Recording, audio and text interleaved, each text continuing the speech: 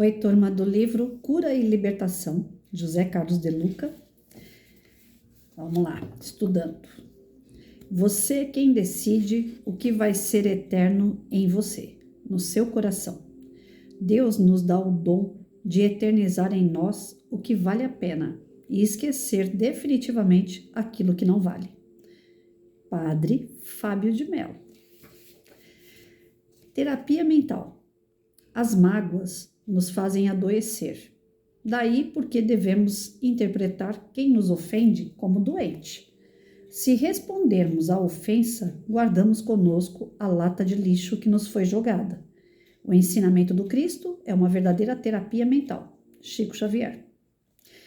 Na visão de Chico Xavier, a mágoa poderia ser equiparada a uma doença transmitida pela bactéria da ofensa, que se desenvolve em nosso organismo quando não a combatemos, com o antídoto do perdão. Quando seguramos a ofensa em nosso mundo interior, quando ficamos ruminando na mente as palavras que nos machucaram e muitas vezes até partimos para o revide, mergulhamos numa lata de lixo energético, com todas as consequências negativas que tal conduta implica, sendo a principal delas a erupção de muitas enfermidades. Não podemos controlar o que os outros dizem a nosso respeito, tampouco as atitudes que têm para conosco, mas temos o controle e a responsabilidade sobre a maneira de como iremos reagir a tudo isso. A mágoa não é a única possibilidade que se tem diante da ofensa. Usando uma linguagem figurada, Jesus propõe que, se alguém bater em nossa face, possamos também oferecer a outra. Quando Jesus pede para fazermos assim, na verdade ele está nos ensinando a não agir da mesma forma que o agressor, não revidando a ofensa, não devolvendo a agressão. Jesus está mostrando que temos outra opção além do revide. Se devolvermos a ofensa, estaremos nos nivelando a quem nos agrediu. E assim ficaremos com a lata de lixo que nos foi jogada. A agressividade é um mal que faz mal a quem pratica. Revidar o mal com o bem é a melhor defesa para a nossa paz. Muitas vezes os nossos problemas decorrem do excesso de lixo emocional que temos guardado ao longo da vida. Precisamos fazer uma grande faxina em nossa mente e jogar fora todos os detritos acumulados em forma de mágoas e culpas. O médium Chico Xavier afirmava que o perdão é terapêutico, porque cicatriza as feridas emocionais causadas pelas pedradas das ofensas. Não perdoar é segurar o mal dentro de si. E como o mal atrai o mal, damos oportunidade para que surjam em nossa vida moléstias, perturbações espirituais, dificuldades financeiras, agressões, acidentes, problemas amorosos. Não perdoar é assumir para si a lei da vingança, com o consequente retorno a nós mesmos de todo o mal que houver saído de nossos pensamentos, palavras e atitudes. Vamos nos lembrar de que seremos julgados pela mesma lei que julgamos os outros, conforme ensinou Jesus. Não perdoar é condenar-se. Perdoar é obter absolvição para si mesmo. Perdoar é abrir mão da mágoa, é deixar de ser vítima. Perdoar é não permitir que a nossa vida seja controlada pelos outros. Perdoar é reconhecer que a pessoa que nos ofendeu também está magoada e doente. Perdoar é abrigar-se num poderoso esconderijo contra a maldade alheia. Perdoar é trazer saúde para o corpo e paz para o espírito. Perdoar é tirar todos os nós que amarram a nossa vida. Perdoar é um presente que se oferece primeiramente a si mesmo. É um banho gostoso que tomamos quando nos sentimos sujos. É deitar numa cama macia e confortável depois de anos dormindo no chão. Perdoar é o caminho mais seguro para quem deseja voltar a ser feliz. Quem deseja cura e libertação para a sua vida precisa fazer do perdão uma prática diária e permanente. Comece esse trabalho agora mesmo. Tão logo termine este capítulo. Gosto de um exercício mental que realizo imaginando minhas mágoas e culpas, como balões que estão presos ao meu corpo. Tudo o que tenho a fazer para perdoar é retirar os nós que me prendem a esses balões e soltá-los no ar.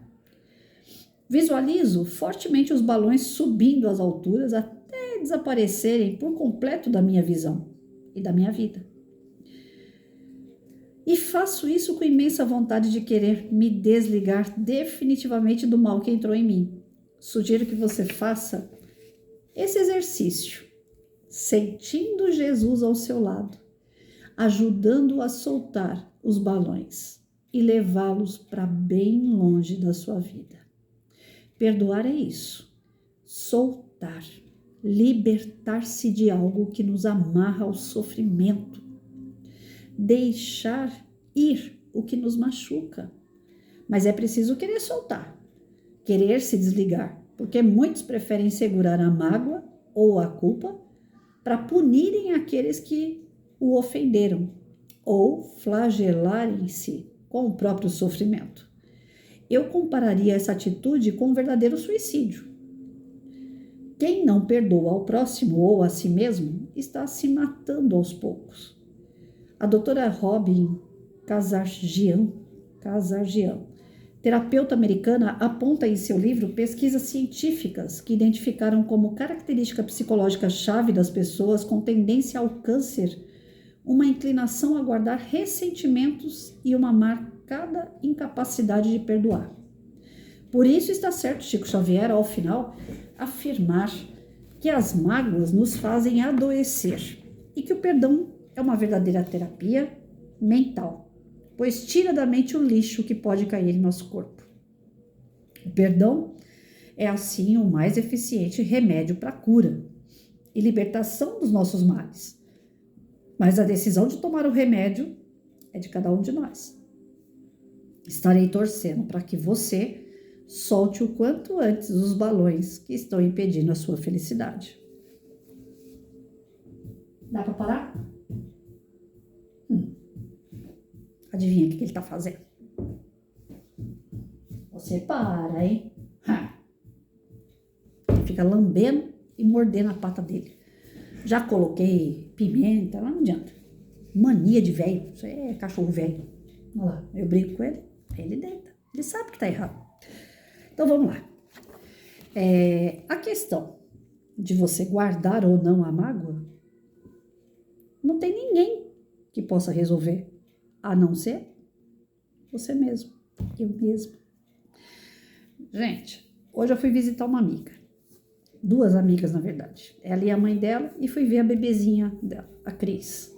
Ela tem uma mercearia, eu chamo de barzinho, ela fica brava, mas é uma mercearia, daquelas bem antiguinha, né, de vila, que tem um pouquinho de cada coisa. Eu fiquei 23 anos na escola que eu trabalhei, de frente para esse barzinho, nessa mercearia. Foram 23 anos que eu atravessava a rua sempre atarentada, porque a escola que eu trabalhei realmente me deu muitos problemas. Perseguição, humilhação, traição, tudo que vocês podem imaginar de ruim, eu vivi dentro desse ambiente. Aí vocês vão falar para mim, mas Patrícia, 23 anos no mesmo lugar, por que você não foi embora de lá? Porque qualquer lugar eu acho que eu ia passar a mesma coisa. Eram situações que eu precisava passar. E eu sentia isso. Aonde eu for vai ter. Aqui tá perto de casa. Teve um período que eu usava o escolar, porque não tinha ninguém para fazer o escolar, então eu me prontifiquei a fazer. Então o escolar entregava as crianças e depois eles me deixavam em casa. Teve um tempo que eu pegava ônibus da linha. Era 2 pontos de ônibus, já estava lá. Era perto. E depois eu passei a pegar Uber, porque eu não conseguia mais pegar ônibus. Então era perto para pegar Uber e gastar menos. Então sempre teve uma desculpa pela questão da proximidade, por ser uma escola pequena, por eu ser efetiva, e os diretores eram rotativos. Eu falava, não adianta eu sair daqui. Vai que eu vou para uma outra escola, essa diretora que está aqui vai aparecer na outra escola. É rotativa, era cargo comissionado, a qualquer momento eu podia cruzar de novo. Os meus maiores problemas lá dentro geralmente estavam em torno da direção da escola. Eu tive uma diretora que foi como se fosse uma mãezona de todo mundo. Ela ficava no portão e gritava lá: "E aí, mulher, bom dia!" Aí a gente respondia: "Oi, bom dia!" Aí a gente ia para a sala. Se a gente passasse e falava bom dia, falava um pouco mais sério, ela falava: "Entra na minha sala." Ela sabia que ia sentar lá e ia ter que passar pela psicóloga, né? Ela era uma psicóloga, ela era uma amiga, além de diretora. Então você, tô brigando com o marido, teve um problema com o filho, minha casa, não sei o quê. Então você fala as suas neuras, você jogou tudo fora, aí ela vai ficar tudo bem. Agora sim, agora que você tá melhor, você pode ir para a sala. Porque se você não estiver bem, como é que você vai dar aula? Então ela tinha uma visão dos professores humana. Era muito bom ter ela como líder. Era aquele tipo de pessoa que ela não mandava. Primeiro ela colocava a mão na massa e falava: "Eu tô fazendo, quer vir fazer comigo?" Então a gente acabava fazendo as coisas, às vezes sem querer, tapete de Corpus Christi, desfile, coisas que o professor não gosta de fazer. Mas a gente fazia porque ela ia na frente fazendo. Então quando veio a gente já estava lá, ajudando ela e fazendo o que tinha que ser feito e que ninguém queria. Foi uma única diretora assim. Os demais que vieram depois são diretores que vinham porque o prefeito colocou, porque o vereador colocou, porque é irmão não sei de quem que está ligado à política. Pessoas às vezes sem capacidade nenhuma. Pessoas que tinham tirado o diploma pelo correio. Teve uma que era manicure. Ela pegou o certificado pelo correio e foi ser diretora. Para vocês terem uma ideia do naipe das diretoras que eu tive. Então, o meu maior problema nesse tempo de vida, eu tenho 52, mas 23 anos, o meu problema foi chamado escola. Não era os alunos. Os alunos eram de primeiro a quinto ano, um ou outro era travesso, indisciplinado, dava trabalho um pouquinho, mas depois eu colocava do meu jeito, que eu sempre fui muito linha dura. Então eu não tinha problema de disciplina por muito tempo. Era 1 mês, 2 meses, eu colocava a sala do meu jeito. Vinham pais reclamar, porque eu era sargentona, porque eu botava limite, porque na minha sala tinha disciplina, os outros podiam ir no banheiro a hora que queria, podia fazer o que queria, na minha não podia. Porque o outro professor deixa, porque o outro professor é bonzinho, então coloca na sala do professor, porque na minha eu não vou deixar. Aonde eu levava minha molecada, todo mundo elogiava, molecada nota 1000.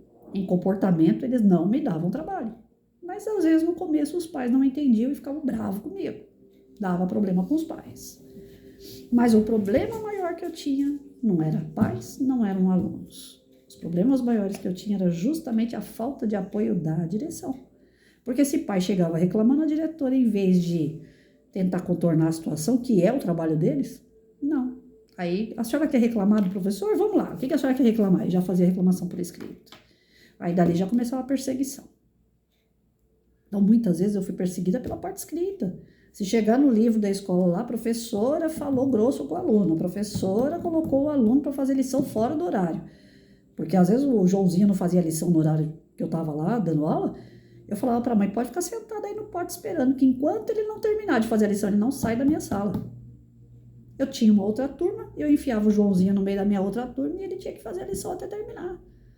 Não fez no horário de aula dele? Vai fazer no outro horário, não tem problema, mas ele vai fazer. Ele vai sair daqui fazendo lição. Então eu tinha alguns entraves com direção e isso foi me causando problema. Eu ia trabalhar desgostosa, eu ia trabalhar revoltada, eu ia trabalhar com má vontade, eu ia trabalhar na neura.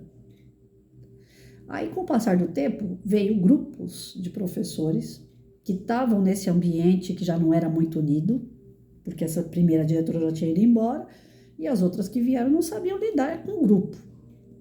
Aí chegou uma leva nova de professor, depois eu acho que uns 5, 6 anos que eu estava lá, ou até mais, não sei, não lembro. E esse grupo de professores que chegou depois, para eles se protegerem, elas, né, que eram tudo mulher, para elas se protegerem, elas formaram um grupo fechado. E um lugar onde só tem mulher, gente, não presta. Porque é fofoca, é diz que me diz, é competição, é articulação. E vocês não têm ideia o que é viver só no meio de mulher.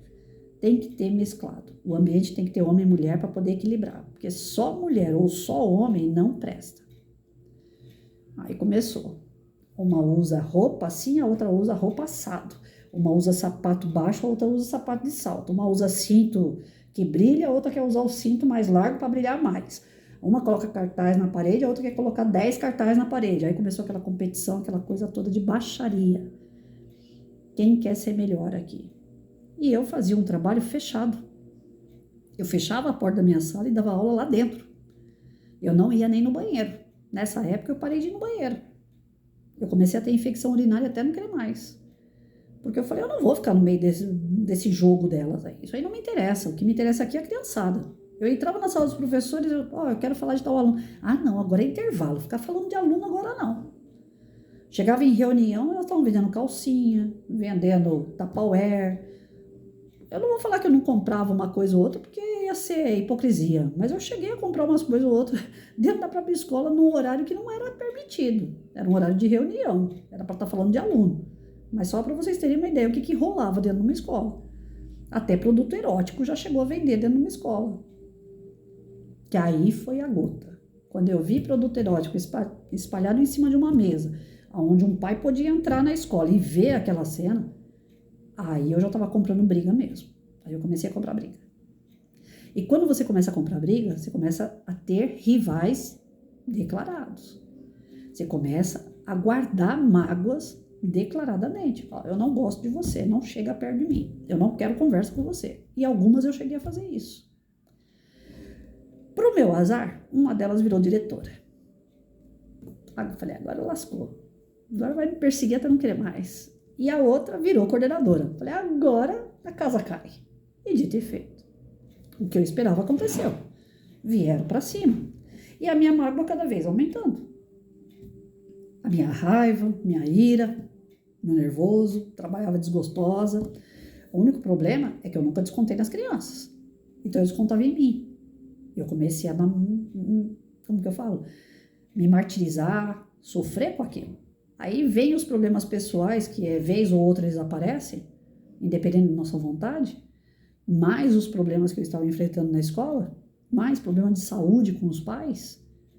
E aí começou a vir problema de saúde para a Patrícia. E dali em diante não parou mais. E quando começou a aflorar esse problema de saúde, eu falei, já sei de onde que está vindo. A raiz dessa doença é justamente o que o texto está dizendo aqui. A mágoa. Eu tinha muita mágoa. Eu tinha muita tristeza no meu coração. Ah, Patrícia, então por que você não mudou de escola? Porque era perto de casa. Porque era mais barato de Uber. Porque, querendo ou não, eu era efetiva daquela escola há muito tempo. Eu tinha estabilidade. Você vai para uma outra escola, você vai para uma escala mais baixa.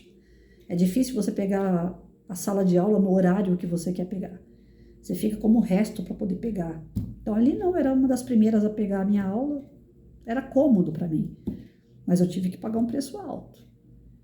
E aquele grupo de professores querendo me prejudicar, aquela diretora querendo me prejudicar. Por fim, foi para o juiz, nós tivemos que entrar com recurso para dar um chega para lá nessa mulher.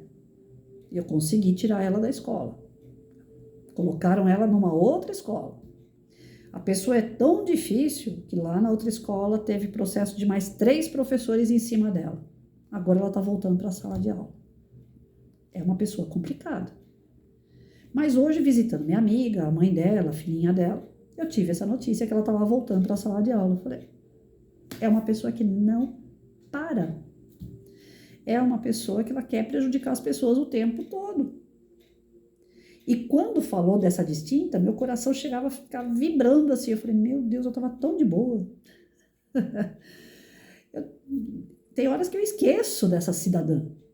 Mas quando falo o nome dela, parece que aciona aquele botãozinho assim do não aguento nem ouvir falar. Eu não consegui perdoar essa distinta. Tá na cara que não. Porque quando falo o nome dela, ainda me abala. Eu falei, eu peguei um trauma dessa mulher, eu não posso ouvir o nome dela. Vocês têm ideia o que é isso? Às vezes a gente fala que tem ranço de alguém, que tem raiva de alguém, mas não chega a esse ponto.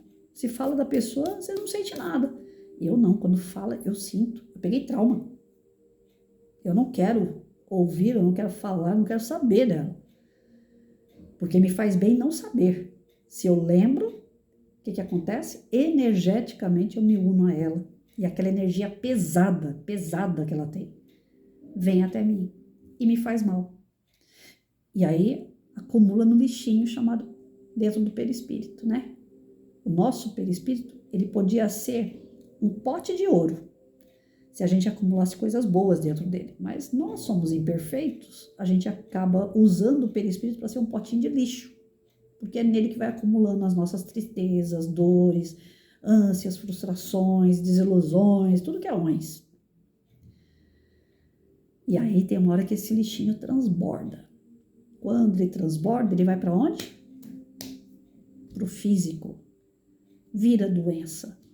Então, o que o De Luca nos alerta aqui é que a gente não pode deixar transbordar. Nós somos seres imperfeitos, nós vamos errar com as pessoas vão errar com a gente, nós vamos ter momentos de ira, de raiva, sim, mas tem que deixar passar, não pode ficar guardando. E eu vi que eu guardei. Porque foi falar o nome da distinta, aquele botãozinho foi acionado, sabe? O coração dá aquelas palpitações assim do tipo, não quero saber. Se eu fico sabendo, não me faz bem. Então isso significa que não teve perdão. A gente, quando perdoa, é como esse balãozinho que o De Luca falou aqui. Eu tô com um monte de coisa preso em mim. Os balõezinhos presos em mim. Quando eu falo, esse daqui não me serve para nada, esse aqui não me serve. Eu vou fazer um outro, em vez de falar esse balãozinho dele, eu vou falar sobre balão. O balão que a gente entra para passear. Às vezes ele precisa voar mais alto, não é isso? Para a gente poder fazer o balãozinho voar mais alto, o que a gente tem que fazer quando está lá dentro dele? Já viram que tem saco de areia em volta? Vários sacos de areia em volta do balão. Aquilo ali serve para pousar, para ter peso e pousar. Então é para descer o balão. Mas se você quer que o balão sobe, você tem que fazer o quê com aqueles pesos? Você tem que jogar fora. Você tem que desamarrar do balão e jogar fora. Aí o balão sobe. Então, para a gente não ter nenhuma doença, para a gente desfazer do mal dentro de nós temos que jogar fora esses sacos pesados que a gente carrega. De frustração, desilusão, discórdia, brigas, desentendimento, desequilíbrio, ilusão. Tudo que as pessoas fazem pra gente, a gente não pode evitar. Não tem como eu evitar uma pessoa gritar comigo. Não tem como eu evitar que uma pessoa não goste de mim. Mas eu posso saber lidar com esse tipo de pessoa. Você não gosta de mim? O problema é seu, tá com você esse gosto. Mas eu não sou igual a você. Jesus, na hora que sabia que ia ser traído por Judas, falaram para ele, falaram, mestre, o senhor tá dando um abraço, tá deixando Judas beijar o seu rosto e sabendo que ele vai te trair, mestre. O senhor chamou Judas de amigo. Aí o mestre vira e fala, eu continuo sendo amigo dele. Agora ele não é o meu amigo. Ele não quer a minha amizade, mas eu quero a dele. Ele só dá o que tem e eu só posso dar aquilo que eu tenho também. Quando fala que é para fazer, dar a outra face, não é que o cara te deu uma porrada aqui, você vira o rosto e pode dar outra aqui. É que desse lado o cara fez a maldade com você, mas você vira o outro lado que é o lado do bem. É difícil muito, mas é muito difícil a gente poder fazer isso. Porque geralmente se alguém faz o mal, se alguém pisa no nosso pé, a gente já olha feio. Eu brinquei com um amigo essa semana. Na terça-feira ele mandou para mim, feliz segunda-feira, uma coisa assim, que seja ótima a sua segunda-feira. Aí eu mandei de volta brincando com ele. Eu falei assim, mas que segunda-feira? Hoje é terça, acorda. Aí ele falou, se você trabalhasse de noite, que nem eu, que troca o dia pela noite, você ia entender por que eu tô te mandando na segunda-feira. Aquilo que é na terça, né? Hoje é terça-feira, eu tô te mandando da segunda. E a gente deu risada e ficou por isso mesmo. Quando foi ontem, eu tava na rua, eu não li direito, eu tenho o grupo Amizade Abençoada e tenho a lista de transmissão, que é mensagens diárias. Quando eu vi aquele M maiúsculo de amizade ou de mensagens, eu confundi, eu não li tudo. Eu chutei, tava na rua. Aí eu peguei, fui dar parabéns para uma amiga que tá no grupo Amizade Abençoada. Na hora que eu dei os parabéns, eu mandei para a lista de transmissão. 160 pessoas recebendo lá. Parabéns, Cris, não sei o que, tal. Choveu um monte de gente mandando mensagem para mim. Patrícia, você mandou errado. Patrícia, aqui não tem nenhuma Cris, mas tudo bem, parabéns pra Cris. Meus amigos são todos zoeira. Dá parabéns pra Cris. Eu não sei quem é, mas dá parabéns pra ela. Então, quando eu comecei a ver aquilo, eu falei, gente, eu mandei mensagem errada. Aí, esse amigo que mandou pra mim a mensagem de feliz segunda-feira, na terça, ele falou assim, né? Engraçado, mandou mensagem errada, é isso? Eu falei, você é vingativo, você não esqueceu. Eu brinquei com você e você não esqueceu, você é vingativo. Na brincadeira, a gente vê isso. As pessoas não esquecem aquilo que a gente fala para elas. As pessoas não esquecem do bem e muito menos do mal que você fizer para elas. E assim somos nós também. Nós também não esquecemos. A gente diz que perdoa.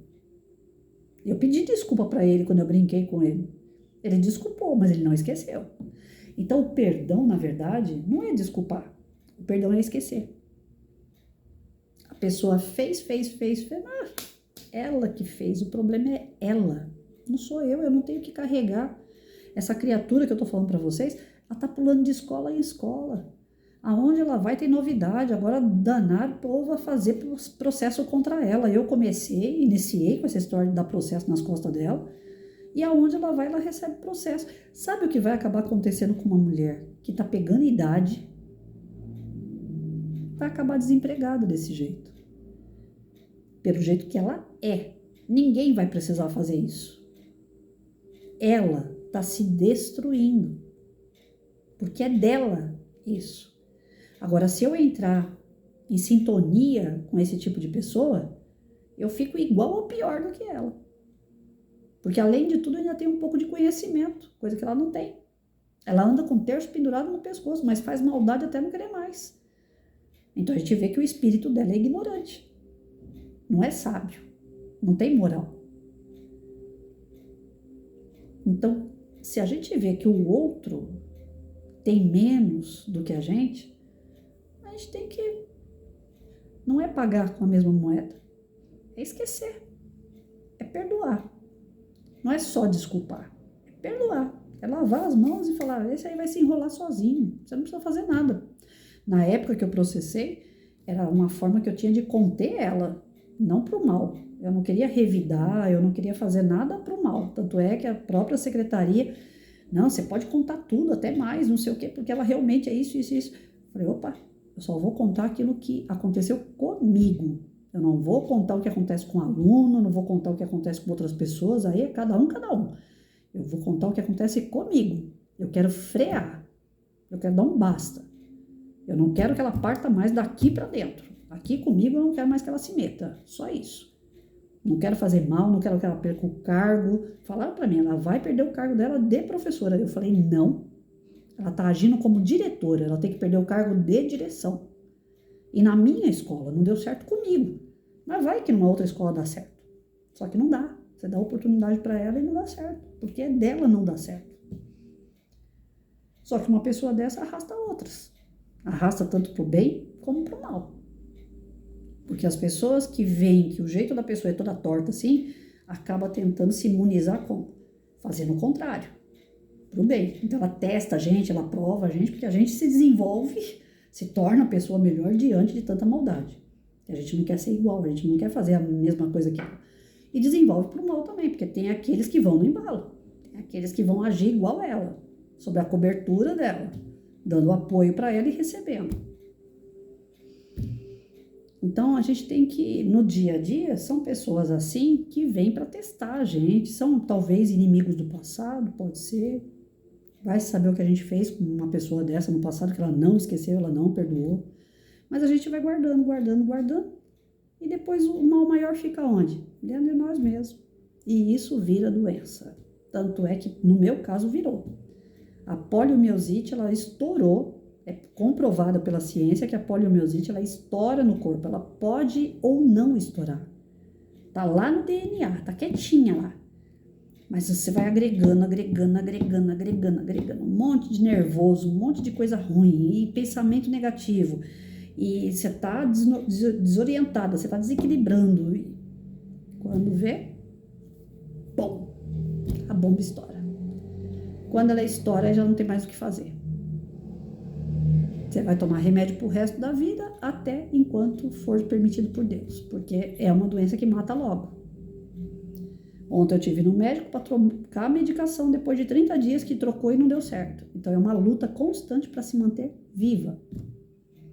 Devido à falta do quê? De ver essas coisas acontecer e ter o discernimento de falar, não, é o outro, não sou eu. Então deixa o problema do outro para lá. Eu não quero me contaminar. Deixa ela para lá e eu vou viver minha vida aqui. Mas não, ela vinha me atacar e eu atacava. Ela vinha me atacar e eu atacava. Para conter ela, eu tive que processar. Foi estressante. Passa por advogado, passa por um juiz. É complicado. As coisas chegaram a esse ponto. Hoje eu estou aqui, aposentada depois de quase 2 anos, tendo uma vida tranquila, graças a Deus. Mais tranquila do que isso? Olha lá. Só 2 disso, né? Nossa vida aqui é só essa. Eu e o Mike é só tranquilidade. E a vida dessa pessoa, como é que tá? Continua pulando de galho em galho.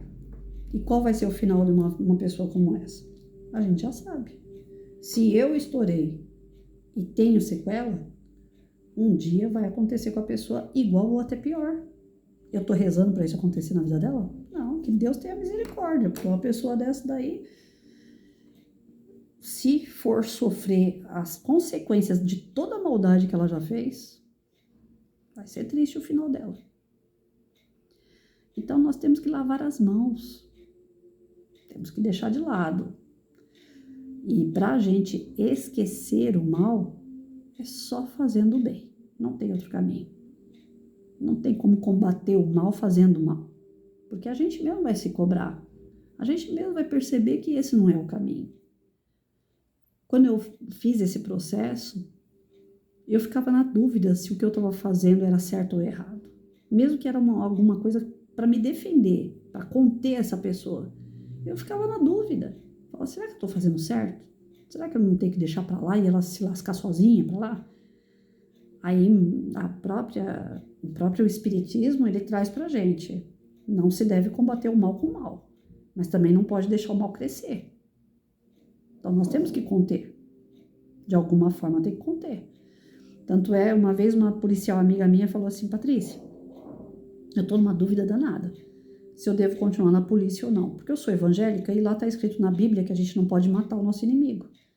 Mas no combate, eu sou obrigada a matar um cara se ele vier pra cima de mim. Se ele vier dando tiro, o que eu vou fazer? Eu vou dar flor pra ele? Então eu vou contra a Bíblia se eu matar um cara. Aí eu falei pra ela, mas tá aqui na Bíblia que você tem que defender os bons. Num combate, você tá defendendo os bons. Você não tá indo lá pra matar o cara. A tua intenção não é matar o cara. A tua intenção é defender os bons. E se pra defender os bons às vezes é necessário, vocês são treinados pra dar um tiro no pé, na perna, no braço, conter o cara dessa forma. Mas num tiroteio, vai chegar um momento que você vai ter que acertar o cara de outra forma, porque ou é você ou ele, ou é você e a pessoa que você está defendendo ou é o cara. E nesse momento, Deus não vai te criticar, porque você está fazendo bem para alguém que é do bem. E a escolha do outro, infelizmente. Hoje, conversando com o motorista, né, da Uber, eu e meus casos de Uber, a gente estava falando justamente sobre isso. Ele falou assim, nossa, a senhora ficou viúva nova, né? A gente estava falando de família, tudo. Eu falei para ele, eu sou viúva de policial militar, já tem 18 anos. Ele falou assim, a senhora ficou viúva nova. O que aconteceu? Eu falei, foi um menor. 16 anos, o cara foi assaltar meu marido e acertou uma bala na horta dele e ele morreu. Nossa, mas a gente fica com uma raiva, né? Eu falei, não, eu não tenho raiva do moleque. Porque ele podia ter dado 1000 tiros no meu marido. Se não fosse o dia e a hora do meu marido partir para o plano espiritual, Deus não teria permitido. Então eu sei que pode dar 1000 tiros, mas quem mata na verdade é Deus. O livre-arbítrio de usar uma arma e querer ter a intenção de matar alguém, o cara vai pagar por isso. Ele deu os tiros, ele facilitou aquele episódio, mas quem determinou é Deus. Deus que determina quando a gente entra nesse mundo e quando a gente sai. Então é o que me conforta. E graças a Deus me conforta, porque senão sim, era um cara que eu ia ter ódio, raiva, rancor, que ia desejar o mal. Eu perdoei esse moleque. Não tenho raiva dele. Ele vai pagar pelo que ele fez. Eu sei que vai. E eu não preciso desejar. Porque toda ação tem uma reação. Todo plantio tem uma colheita. Então a gente não precisa ficar guardando raiva dos outros. A gente não precisa ficar guardando mágoa. Porque cada um vai receber de acordo com o seu merecimento. É isso. Mas a gente tem mania de guardar. E a gente vai guardando no perispírito. E vai chegar uma hora que ele vai explodir e vai para o corpo. Aí vem as doenças. Então já foi comprovado que o câncer está ligado à raiva, ao ódio, à mágoa. Que é uma doença pior do que câncer, gente. Então não vamos chegar até lá, não. Nós vamos pagar para ver? Perdoa. Lava as mãos, deixa para lá. Deixa que a misericórdia de Deus se faça presente. Deixa que a justiça de Deus se faça presente. E cada um de nós que possamos fazer o nosso melhor. Mesmo diante de ações, de atitudes de pessoas que fazem o pior. O que elas fazem a gente não pode evitar, a gente não pode impedir. Pode tentar conter, né? Ainda mais quando se diz a respeito às nossas vidas, mas o que o outro faz, o problema é dele. E o que a gente faz é problema nosso. Vamos lá, vamos trabalhar isso aí.